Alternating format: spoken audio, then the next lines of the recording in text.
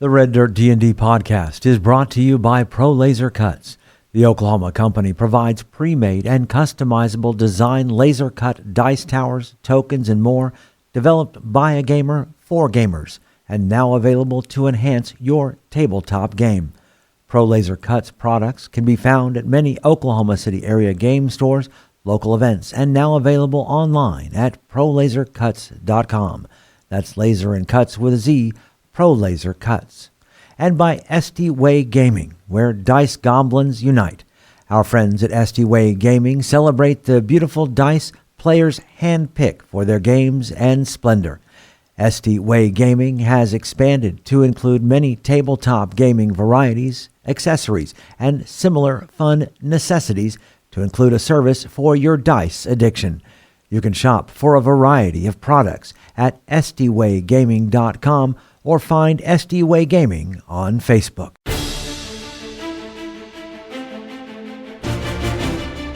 Welcome to Red Dirt D&D. I'm Michael Cross, and I play Elias Stone, a human cleric. I'm Connor Shenold. I play Sable, a half-elf rogue.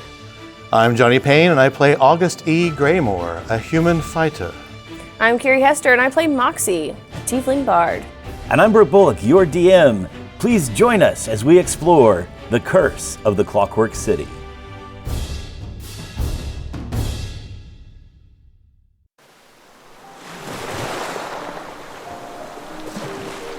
The town of Gearport lies at the edge of the ocean, nestled in a valley of the foothills of the southern Mythspear Mountains, whose jagged peaks loom in the distance like the teeth of some ancient giant.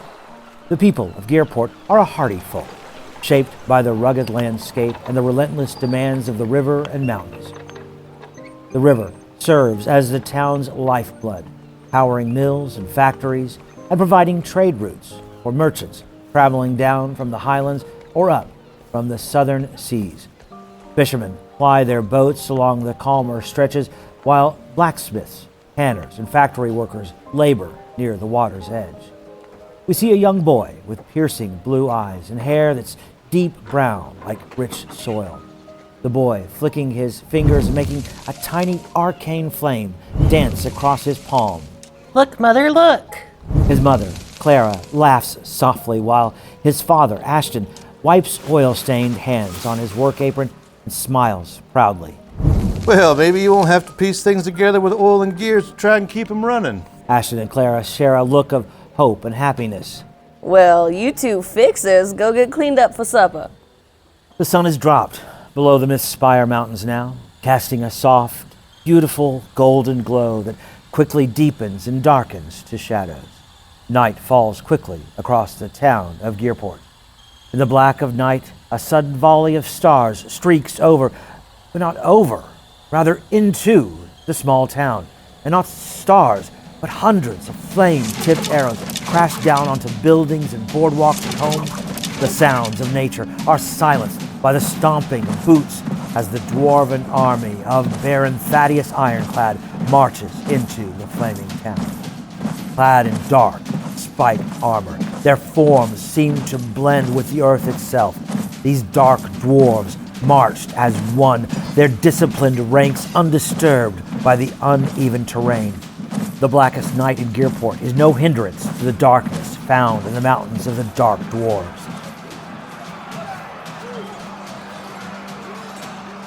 Away from the darkness, we see the boy with the piercing blue eyes running, his hand tightly gripping another fleeing child, nearly pulling him off his feet, who says, Elias! Elias! My house is I know, Gil, mine too. My dad threw me out the window as it happened. He said, run, so we have to run, Gil. We see a quick montage of Elias stumbling with a handful of other survivors across an arid, dusty landscape.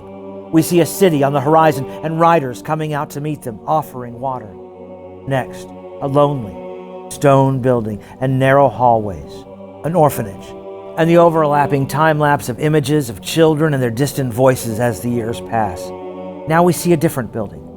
Calamara Medical Academy is etched above the archway. The blue-eyed boy, now a young adult, his brow furrowed in concentration as he stitches wounds and applies poultices. A mentor nods with approval. You have a real talent for putting things back together, Elias. His hand hesitates. Thank you, he says, but we sense the weight of haunted memories and wounds that needle and thread cannot heal.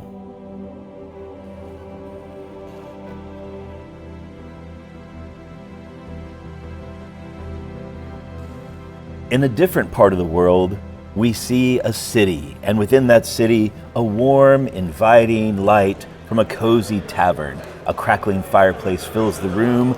The scent of roasted meat and freshly baked bread wafts through the air. Inside, we see the bustling tables and one lone gentleman sitting and enjoying a mug of ale. The door swings open, and 3 guards of the city watch approach the man at the table. Evening, August. Mind if we join you? Sergeant Vance. The 3 guards sit down, forming a semicircle around August at the table. I think you know Specialist Laura Galdrum, and of course you know Reynard. Should have known we'd find you in a happy spot like this, Augie. Do you sleep in the light, too? Oh, shut up, Reynard. August, we've been watching you. Got potential. Your name is in for a promotion. You gotta admit, Specialist Greymoor has a good ring to it. And think of the perks for yourself and for your friends. I appreciate Captain Croft's recommendation. She seems like a fine captain, and it has been an honor serving under her. Yeah, Captain Croft, bless her heart, she means well, but the best service doesn't always come from just doing the right thing. What do you mean? We have a group that takes care of the things that Croft can't see or doesn't want to see. And sometimes people help us help them. Sometimes we blend the rules a bit. You mean thieves' guilds, bribes? That's a harsh word. Think of it more like ensuring stability. We make sure things run smoothly. Make sure people at all levels get what they need. I'm not interested in breaking the law. I joined the City Watch to uphold it. Listen, August, you don't want to stay some low-ranking guard forever, watching the world pass you by. All the good that you want to do will never get done. Augie, come on. I'd kill for an opportunity like this. Think of all those perks. The City Watch can be a hard place for those who don't play along. If you don't have friends, you might never make Specialist. Is that a threat? It's reality. We can help you. Either you're with us or you're not. I'd rather stay a low-ranking guard than compromise my integrity. Captain Croft's idealism won't pay the rent. Like the sergeant said, which side do you want to be on? I want to be on the side that stands for justice. If that means staying where I am, so be it. Sergeant Vance and Laura exchange glances, a hint of frustration in their eyes. You're being naive, Private. The world doesn't work the way you think it does. Maybe not, but it won't change unless someone tries to make it better, and that's what I intend to do. Sergeant Vance gives August a final lingering look. Don't think too long, Greymoor. Opportunities like this don't come often. Promotions will be announced in 2 days. Don't say we never tried to help you out, Augie. Come find us when you make your decision. I've made my decision. The trio stands and each of them slides a silver piece across the table, coming to rest near August's mug.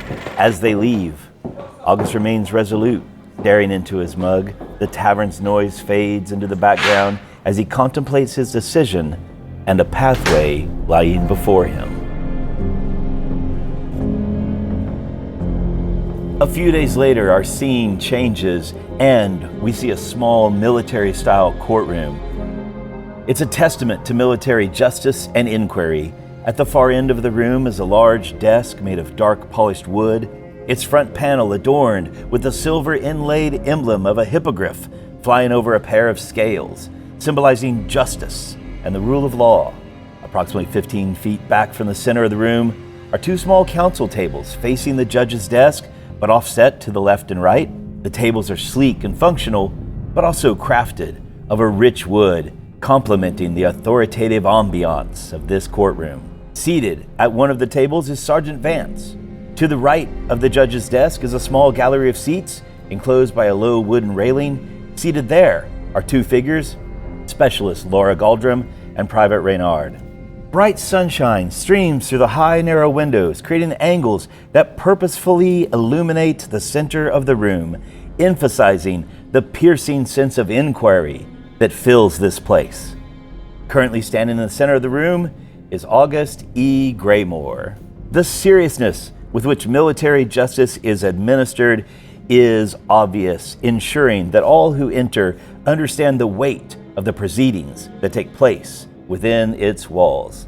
Captain Croft sits at the judge's desk. Her expression is one of disappointment. A heavy pouch of silver coins has been emptied before her, along with 2 parchments that rest ominously on the desk. Well, what do you have to say for yourself, Private Greymoor? Captain, I swear I have never taken a bribe in my life. This has to be a mistake.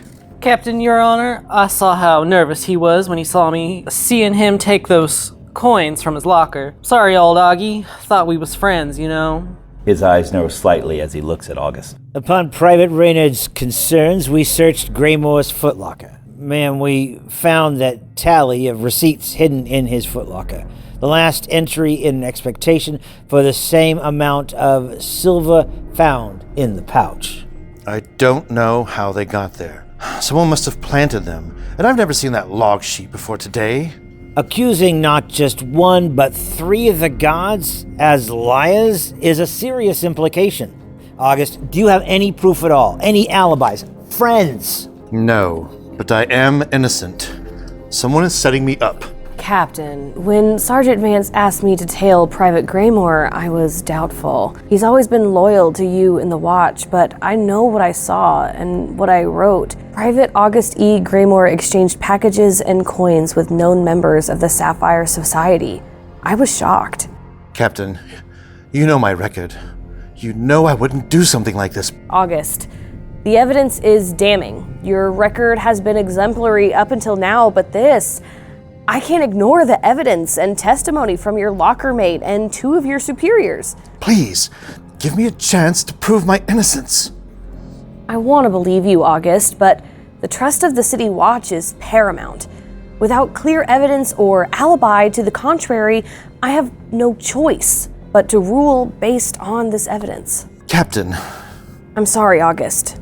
You're dismissed from the City Watch, effective immediately. He picks up a seal and stamps the discharge papers with a thud. Reynard, Vance, and Laura exchange satisfied glances as August stands there, devastated. Mr. Greymoor, please remove your badge and gloves and place them on the desk. Croft looks intently at August's face, glances over at Sergeant Vance, and then slowly picks up the gloves. Then, without warning, she slaps August violently with the gloves across the left cheek and then back across the right. I command you to keep these. That is, if you truly love justice. Then, every time you look at them, remember what you sacrificed and reflect on how you could have saved this city. Captain, I must protest. That We'll emblem. burn this man hotter than any branding. Private Renard, escort this civilian out of our halls. August E. Greymoor takes one last look at Captain Croft before turning and walking out of the office, his head held high despite the tears welling in his eyes. I told you you should have accepted our offer. You won't get away with this. I will prove my innocence, expose you for what you are, and tear it all down. We'll see about that. Stepping outside to the hallway, and our camera zooms in to the gloves at the belt of civilian August E. Greymoor.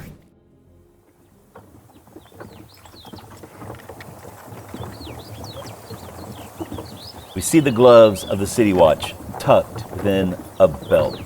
And as our camera moves back, we see August E. Greymoor on a horse outside of the city of Ironspire. The road winds before him, 20 feet wide, hard-packed, well-traveled, and safe. It's definitely one of the better ways to travel. The tiny caravan of 3 carts slowly stir the dirt into the air, just high enough to be annoying. 2 farmers, each with 3 or 4 children, and 1 merchant do their best to stay as close to this figure as possible. But then again, protection and safety, that's what they're paying him for. Most of the time, the 5 or 6 children in the group cling to the rails of the 3 merchant carts, But as children do, occasionally they must burn off a burst of energy and squeal like goblins in some made-up game. 2 hillsides gently rise to the east and west. They're gradual slopes about 20 or 30 feet high, but taking nearly 100 yards or so to reach the apex. A gradual curve lies up ahead. The prairie land around them is tall, with the grasses of summer being nearly 3 feet. In this caravan, we also see another traveler, and he looks like...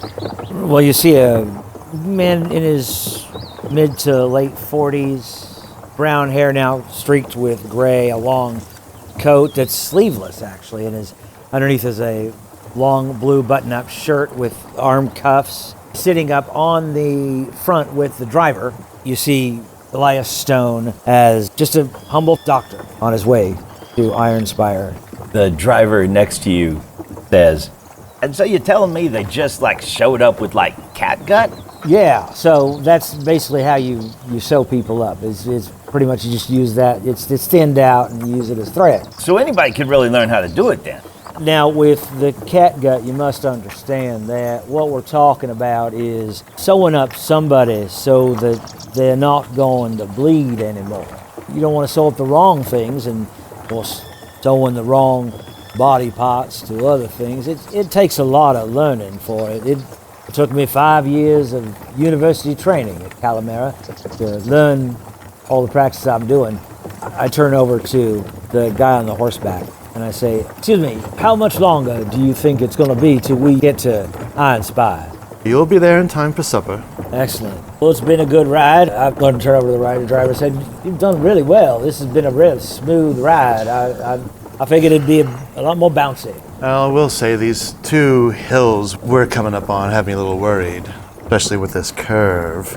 But that's why they pay me to do what I do. And they pay me more whenever I have children with us. I certainly am glad to have someone of your caliber along for the ride. Are you coming to Ironspire permanently? I actually don't know. For right now, it's only to visit. Do you know where the Ningahe Temple might be? Yes, of course. Once we get to there, if you could point me in the right direction, I'm supposed to go there for some reason or other. So you say you're not sure if you'll be here temporary or not? Right. I just got sent here, and I'm kind of on a mission, I guess, from the goddess. Oh.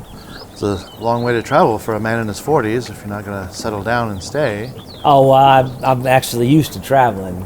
I go wherever healing is needed. Well, I go where the opposite is needed.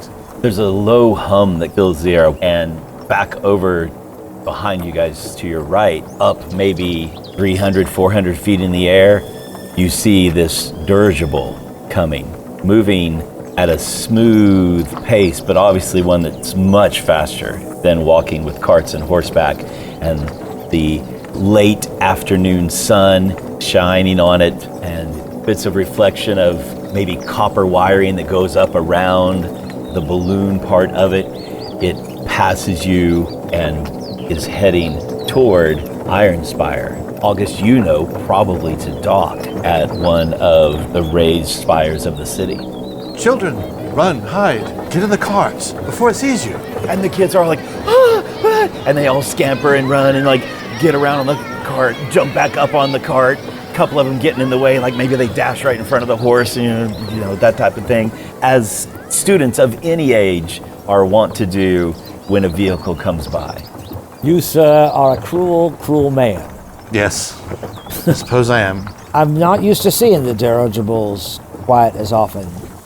They seem to be more and more every now and then. They do travel out further in recent years, yes. But I grew up under these. Oh, you're from Ironspire? Oh, yes, I am. He rests his hands on top of his legs, letting one thumb brush along the glove that's hanging from his belt. Yes, my whole life is here. I've heard a lot of tales of it. I've never actually been here myself, but I'm kind of excited to see the larger city. Calamera's not tiny, but certainly can't compare to Ironspire by any means. I would say it was half of my life before I could even say I've been all over the city that large. You're in for quite a sight. At this point, the hills have kind of risen up just a tiny bit on each side. Again, tall, 3-foot grasses of the prairie. You're coming into that curve a little bit. Did I hear you say that August was being attentive? Yeah, his eyeball on the hill, yes. Well, let's find out how attentive... August is getting paid. Let's find out how attentive he is. Roll me a perception check. Mr. Elias? Yes. From hero points and inspiration, your role's already been determined. You weren't paying attention at all. You have a 4 from Scott Wise out there. And Thank you, Scott. 12. a 12. Yes. Very good. You catch some movement over on the left-hand side of this slope. It's almost like part of the grass moved independently of everything else. I'm sorry, I didn't catch your name. My name's Elias Stone. Elias, I'm August. Excuse me.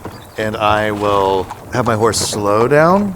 The wagons pass, and I shift over to the left side and speed up to see what's happening in the grassy areas. Is he at any point getting within reach of me? I'm imagining I was. I'm imagining you were sitting on the edge of the cart and I was riding. Quickly and give guidance to you. Okay. That slow down and then letting them pass and coming back up on the other side gives you a slightly different angle, and you can see on the right-hand side there is some humanoidish, brownish, are those scales?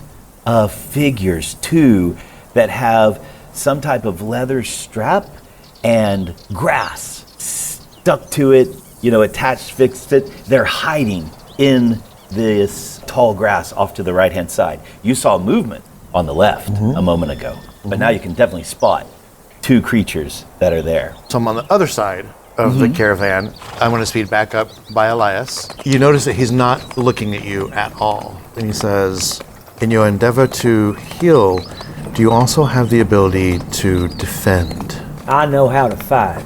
Don't worry about it. What's going on? Just be ready.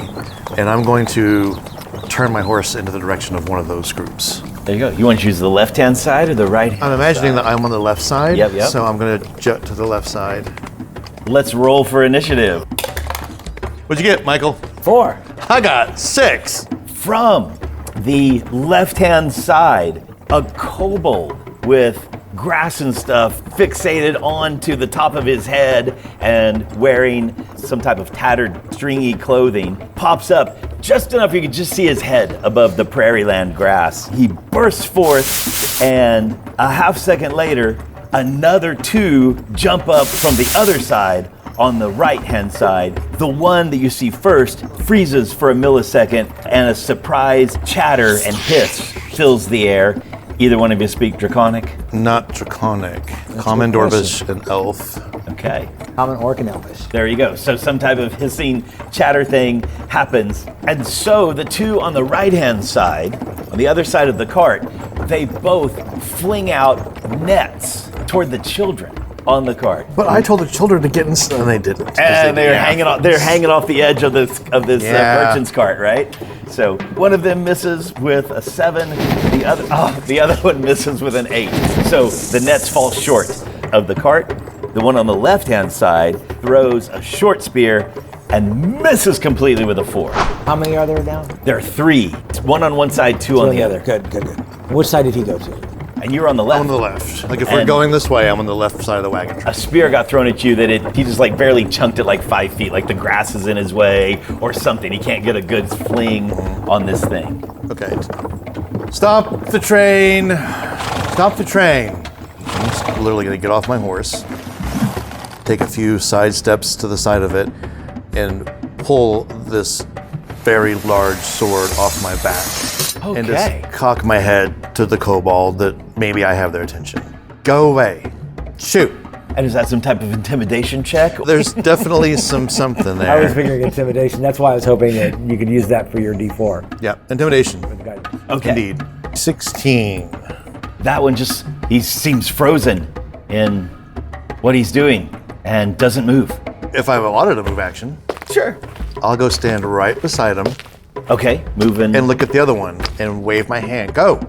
Oh, on the other side. Yeah. Okay. So, yeah, you can move over that way. You're about 10 feet from the ones on the right-hand side, right? Very good.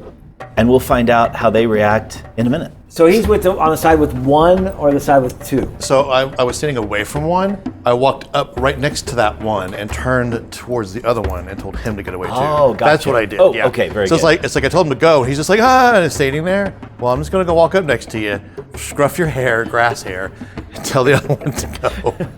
Very good.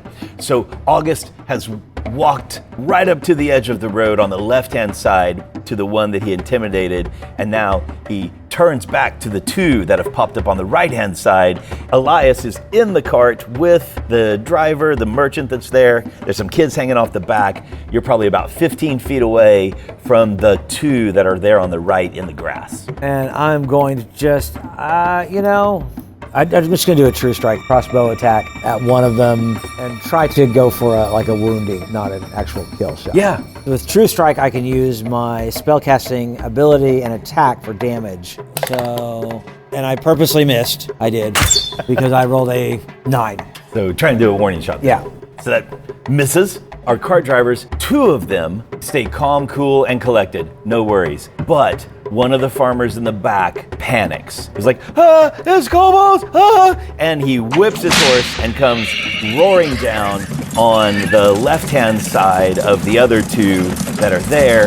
August has gotten off of the road, and so this cart comes rolling by. And that's the actions of our cart folks. Back up at the top of the round, the 2 kobolds that you tried to spook or scare with a warning shot, they pull the ropes back in, then they both take a run to the left so they're more lined up with the cart with all the kids, and they roll again with a natural 20 and then a modified 16. And this time they're lined up, and these nets circle around 2 separate kids, cinch tight, and then they yank hard. Our children rolled a 5 and a 19. One of the kids hangs on to the edge of the cart and doesn't get pulled off, but the other one gets yanked off onto the ground. And in a moment, that kobold's probably gonna start pulling that net back up. Over on the left-hand side, where Johnny went up and said hi to the one kobold, he, again, is just standing there when a larger kobold pops up out of the grass right beside him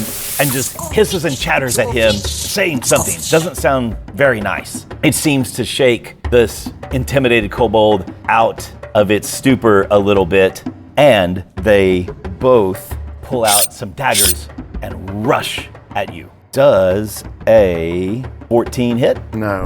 Okay, goes swinging by. The other intimidated one kind of gives a half-hearted stab. Doesn't really get close to you for it to be dangerous, but a half-hearted stab. It's your turn. What's happening with the kids in the net? The other one? Probably on the other side of the cart. You may not be super perceptive about what's happening. Those kobolds have thrown nets with cinch ropes. The carts took off. And one cart of the 3 has taken off. It's stormed by you. 2 carts are here. Is the back cart still there? The back cart is the one that panicked and went, kobolds, and went roaring by the other 2. Okay, standing here, nearly in between these 2 kobolds, I'm going to put my other hand on the hilt of this sword. So I'm now holding it with 2 hands. However, it is upside down. I'm going to raise it over my head and thrust it into the ground. Flick my fingers again for them to go away, and I'm going to walk around to the back of the last cart. And I'm going to reach between the sidewall of the cart and the crate that's sitting there, and grab a pole and pull and pull and retrieve my halberd and start walking towards the net. Okay. And I'll take all that as one action. Yeah. Because it was a lot. Yes. Yeah. That works. Okay. If this kobold wants my greatsword, pull it out of the ground. Dr. Stone. Okay, so one child's being pulled up by a kobold. Yes, 2 children hanging on the merchant's cart have been ensnared. One of them has been ripped off of the cart and is fixing to be pulled along the ground. The other one was able to hang on to the little knobby wooden sides and resisted the huge tug from this kobold. Okay. But both of them are ensnared. Seeing that one of the kobolds has the children ensnared enrages me, and I say, August, take off the kids, and I'm going to cast Toll the Dead on the kobold that has it. So I need a wisdom saving throw. A wisdom saving throw. That is a modified 5. Okay, he has not taken any damage, so he's going to take 1d8 of damage. He's going to take 1 of necrotic. Very good. You see a small blackened circle kind of form on his shadow, very tiny. And that is it for me as I go. I'm going to go to the child and try to pull them back. I mean, obviously I can't do anything. Right. So then from there you move over to the child that's on the side of the cart, or No, the one that's in the net. the one that's there are 2 in the net. The one just that's happens on to the be ground. hanging on. Yep. Okay, the one that's on the ground. You're moving over toward them. Right. Very good. The kobold that has the child in the net that fell, that's on the ground, he starts pulling. Makes a very impressive strength check to pull this child along the ground, kind of leading it out of your reach. And right up to himself, he then takes the rope and spins it around the net, immobilizing the kiddo. The one that took the damage from you gives another tug on his rope, ignoring you. This little kid on the cart is evidently very, very strong, or this kobold is very weak. Like, no way, he can't get him off. He tugs 3 or 4 times and cannot get this child loose, even though it's enveloped in a net. One of the merchant you were talking to, Dr. Elias, starts, what do we do? What do we do? What do we do? What do we do?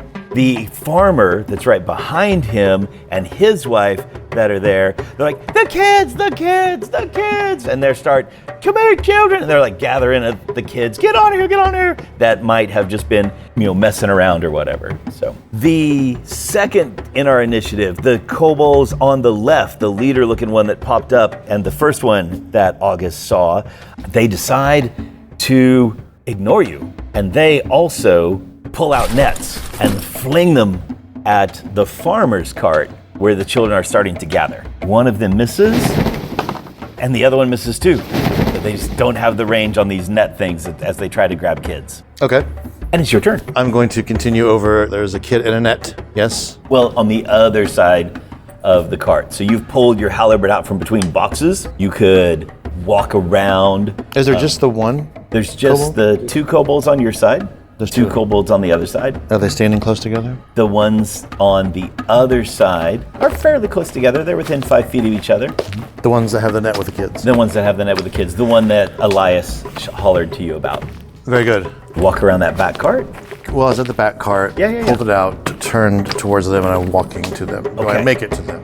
Yeah, they're only about 15 feet away. I'm firmly gripping this pole and swinging it still ahead of them. Okay. Which one? The one that's tugging on a net, or the one that is binding a child up inside the net? Let's go with the first one you said. Okay. Nat 20. Your turn. It's on there. It's on there. Okay. 14 points of damage. And then on a hit, the second creature takes the halberd damage. So 17 Holy moly. points of damage. I swung my halberd, hitting both of them. The edge of the head of the halberd sliced through one of them and buried itself in the other. As I turn to Elias and say, cover your eyes, children, you don't want to see this, and pull the halberd out and pivot to the 2 kobolds that I've been trying relentlessly to get to leave. Very good. The leader, perhaps, is high enough up on the little incline that he's able to see over the wagon, and he sees this, for sure. And of course, the other one is clueless. He's been clueless the whole time. But yeah, he sees that. The 2 bodies wobble there for just a moment, and then just crumple. It is now Elias's turn. Well, I would say that you probably have this well in hand. Why don't I get the kids out? Get the kids. I'll get the kids Get the out. kids, Yeah, yes. yeah. If you need me, you just, I don't think you're gonna need me. No. You do, yeah. Thank you, August. My pleasure, Elias. So I'm gonna use an action to get the kid out of the net. Yes. And then try to get them toward the caravan. Very good, very good. The cart riders, the one merchant and the farmer and his wife, have gathered up the kids, and they look like they also are fixing to take off whenever this snicker snack happens.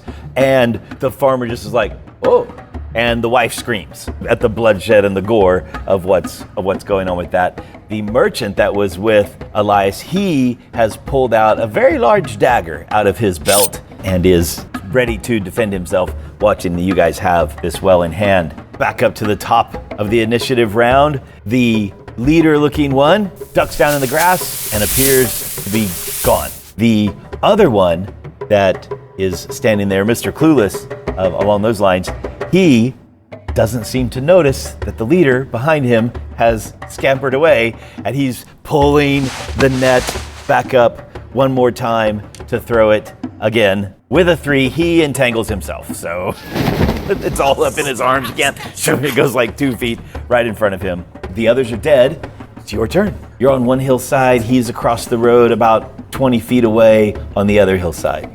Okay, I'm going to pass by the last cart and put my halberd back inside, pull first, leaving the head out, tripping, and walk unarmed over to the greatsword that I plunged into the ground next to the kobold that got himself caught in his net. And I'm going to and then kind of bump him with the toe of my boot. And I'm just going to turn and look over my shoulder at the pile of bad mess over there. He doesn't really see what you're looking at, but then he looks around too, and you see it in his eyes, because he realizes he's all alone. And I'm going to pull my sword out of the ground and walk back to the caravan. Okay. And that's my turn. Very good. Elias. I'm gonna also get all the kids in and get up on the front, and I will hold out my crossbow toward him if he makes a move toward us, but he's coming back, so I think we're probably gonna be able to move smoothly, but I just wanna make sure. Awesome. Holding that action, if this thing makes any type of move toward August, you're gonna shoot him. And again, the cart drivers and the merchant, they basically have frozen kind of in time. The children are crying a little bit and hiding, squealing. The one kobold that is left sees what's happening, ducks down into the grass, and apparently scampers away. Elias, do you remember earlier I told you they pay me more when there's children on the caravan? That didn't used to be so. They would pay me more if the merchandise being carried was important, wine, fine meats. So I told them to pay me more when there's children on the caravan, not to protect their mead or their pork. And that's the corruption that you're heading to right now in Ironspire. Sounds like you know your way around Ironspire. You could say that. I think you and I might be able to help each other out when we get to Ironspire. You are an unfamiliar face. Could be useful. I agree. The small caravan reunites with the panicked farmer that took off and arrives without incident the rest of the way to the western gate of Ironspire, the high walls encircling it, the ocean bay being its defense on the eastern side. And as you approach the gate, August, you see a familiar face. For one of the guards at the city gate happens to be Specialist Reynard.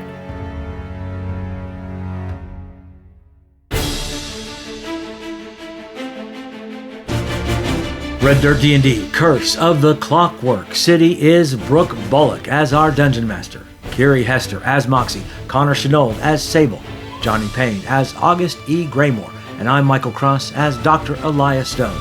Our theme music comes from Ovani Sound. Our sound effects and additional music courtesy of Jeffrey McBride, Monument Studios, Describe.com, and TabletopAudio.com. Dice for the Red Dirt D&D cast provided by ST Way Gaming. You can find us at reddirtdnd.com. If you are enjoying Red Dirt D&D, make sure to subscribe, rate us, and leave a comment. Also, tell your friends about Red Dirt D&D. You can also support the show at patreon.com/reddirtdnd at whatever giving level works best for you. Join us next time as we discover more secrets in the Clockwork City.